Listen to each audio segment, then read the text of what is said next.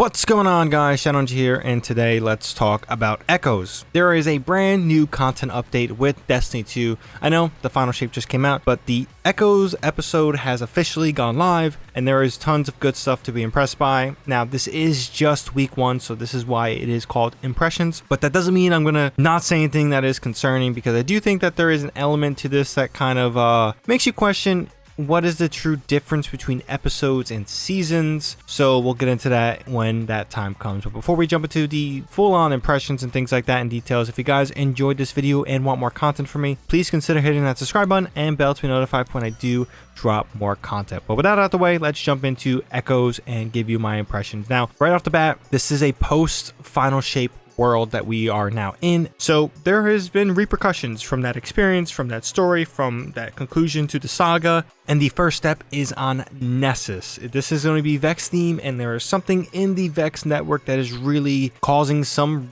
real concern for the Vex, and obviously has the Vex under control. And also there's some interesting bits of the fact that the Vex don't have a clear future in their, I guess you could say, horizon or calculation on the future ahead. This is kind of uncharted territory for them, and that's pretty interesting. And this leads to some stuff with Saint, as well as a, I guess you could say, cutscene. I'll show it here on screen. This cutscene really shows the potential of leaving the Soul system, which continues on with yesterday's video about the journey beyond the final shape and the codename Frontiers thing that was highlighted. I think it's an expansion. Some people think it's just a different way of them quoting the content near, whatever it may be. Frontiers, and then this cutscene, they're not being subtle about it. They're smacking it on top of the head that there is the good potential that we are leaving the Soul system, which I think will be refreshing for the franchise. And for the first time in nearly 10 years, there is a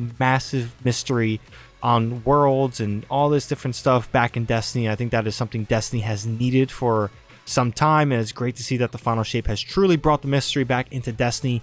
And on a narrative bit, that is awesome to see. But that's story. We do know the story for Destiny, for the most part, has been on track of being great all the time. Even if there is lack of execution amongst that story, it is usually a good story on paper. So what about the content and the structure of Echo so far? Well, there is going to be a brand new activity, this 3-man, I guess you could say, offensive arena activity. I like it, but there is some technical issues with it. I don't know if this is just me. This could be on different systems as well. I mainly play on PC. I'll be honest, I have a 14th gen i7 CPU and a 3070. I can run this game at 1440p 200 frames, no problem.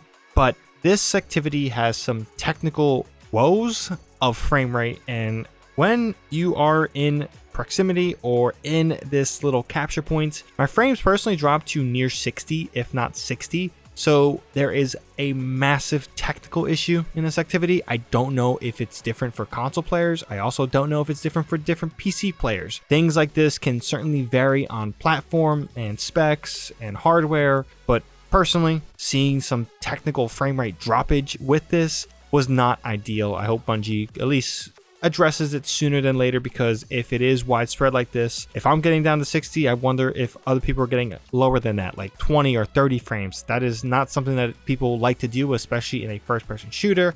So technically, that is a little bit concerning, but hopefully things change on that end. Again, nothing game-breaking, but just something to mention that I do think is important. The activity itself, a little bit different, fun. Definitely going to need more time to see how replayable it may be. It's not going to be the challenging content that Coil may have been, or rewarding content like that. Again, this is day one.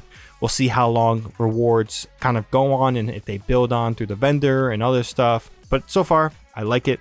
Don't love it just yet, but again, it is a very satisfying activity. I do think the arsenal for Echoes as a whole is very juicy right off the bat, at least on paper. The weapons I've seen, the archetypes I've seen, the new grenade launcher from Echoes is something I will be talking about. It is certainly something that is going to be see some usage, but also some question marks of how viable this may be. It's basically a legendary version of Witherhorn, just not as destructive. So I'm definitely giving that a go. Expect a video on that pretty soon. On top of that, we got the Season of Dawn weapons that are also returning and really good. So content is certainly on the loot side something that is very desired, and a activity that I don't love yet, or at least not fully. I can sacrifice that with having loot that is worth chasing, and so far every bit of the loot is worth chasing.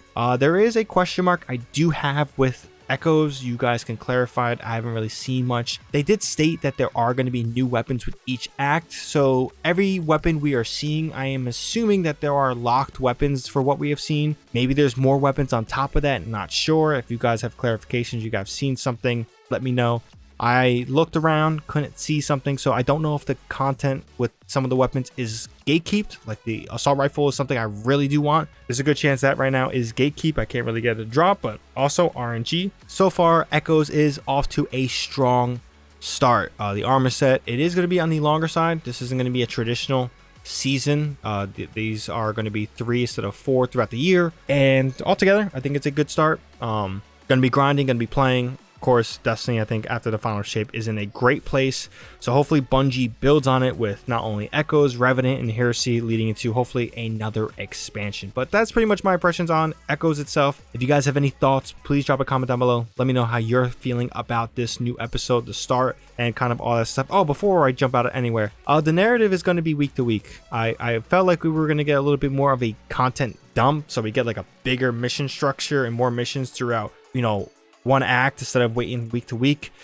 Things haven't really changed there. Hopefully it's weekly, not bi-weekly. We'll see how things go throughout the, I guess you could say, experience of the first episode. But yeah, the narrative is capped to a week to week basis. I was hoping that was going to change, but that didn't, so that's also another knock that I have for this episode. But besides that, like I said, if you guys have any impressions and you want to share your thoughts on Echoes, leave a comment down below. We could definitely have a conversation about it. If you guys enjoyed this video and found this video informative, be sure to drop this video a like, helps out the video a ton.